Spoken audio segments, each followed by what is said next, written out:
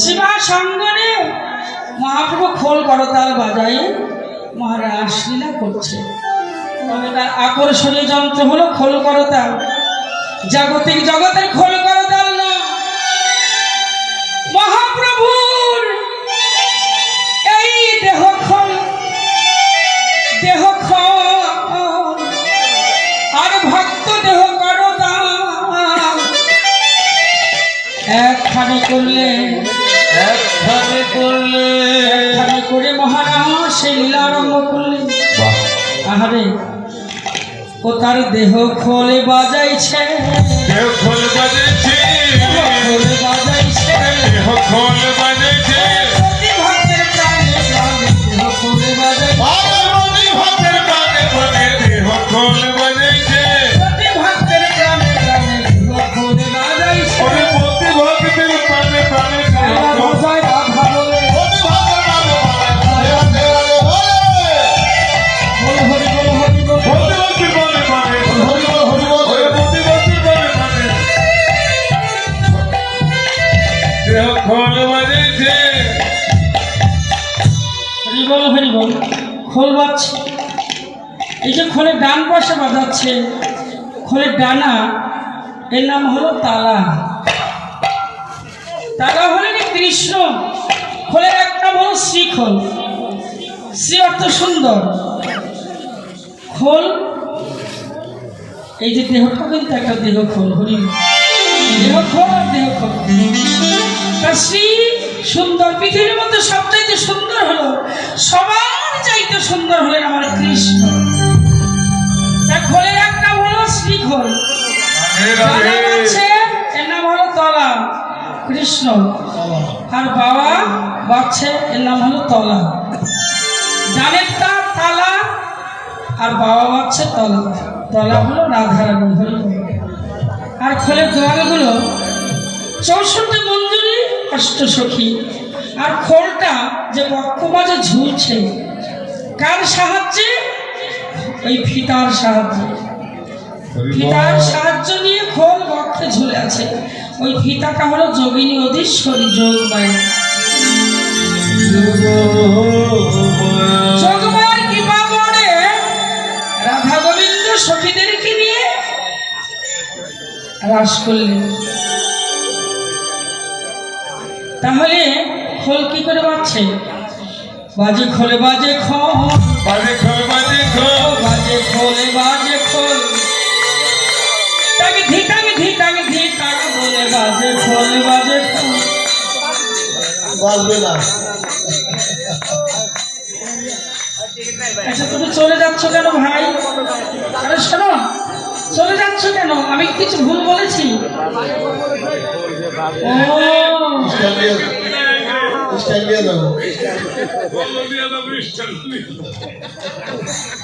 এই যে আচ্ছা শুন, কেন নিবেন?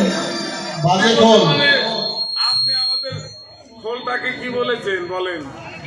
না আমি তো বাজে খোল বলিনি, মহাপ্রভু খোল বাজাচ্ছে। খোল বাজছে, গানের সুরে বলেছি, গানের ছন্দে বলেছি। বাজে খোল বাজে খোল। না না, না বাজালে তো বাজবে না। বাজাই দেখেন বাজে।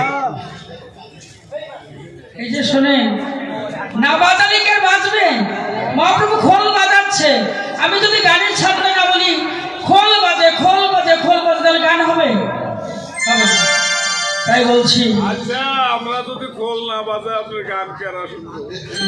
আপনি খোল বাজে বলেই তো আমি, কীর্তন হচ্ছে। খোল বাজছে বলে তো কীর্তন। তারপরে আমাদের খোলদারে বাজে খোল বললেন না। আপনার খোলকে তো আমি বাজে খোল বলিনি। বাজাইলে তো বাজবে, তাই হ্যাঁ, বলছি। দেখে তো আপনার খোলে কি বলে। হ্যাঁ শুনবো অবশ্যই। হ্যাঁ মানুষের মতো মালা দাও।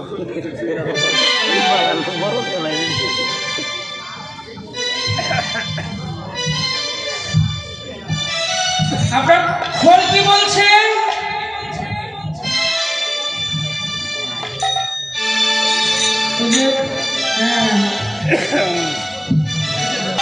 ধিকিতা ধিকিতা খোল বেজে বলে ধিকিতা ঢেকিটাক, খোল বেজে বলে ঢেকিটাক। খোল বেজে বলে ঢেকিটাক। খোল বেজে বলে ঢেকিটাক। খোল বেজে বলে ঢেকিটাক। খোল বেজে বলে ধিকিতা। ঢেকিটাক। দেখলেন? আর আমি বলছি বাজে খোল বাজে খোল। আরে শোনা তো যায় বাজে খোল, বাজে অর্থাৎ খারাপ। আর মূলত কিন্তু আমি ওই কথাটা বলছি না। বাজাইলেই বাজাতে বাজছে, বাজালেই বাজে, বাজে খোল বাজে খোল। হ্যাঁ, তাহলে আপনার খোলে কি বলছে? তাকে ধিক, তাকে ধিক। তাকে ধিক, তাকে ধিক। হ্যাঁ, দেখছেন? বাজালেই বাজে। হ্যাঁ, তাকে ধিক। কি বলেছে ভাই? আমার এই দেহক্ষণের মালিককে আমি একদিনও ভজন সাধন করিনি। এই দেহক্ষণের মধ্যে একজন মালিক আছে, সময় থাকতে যদি তার ভজন সাধন না করা যায়, সে মালিককে রক্ষা করা যাবে না।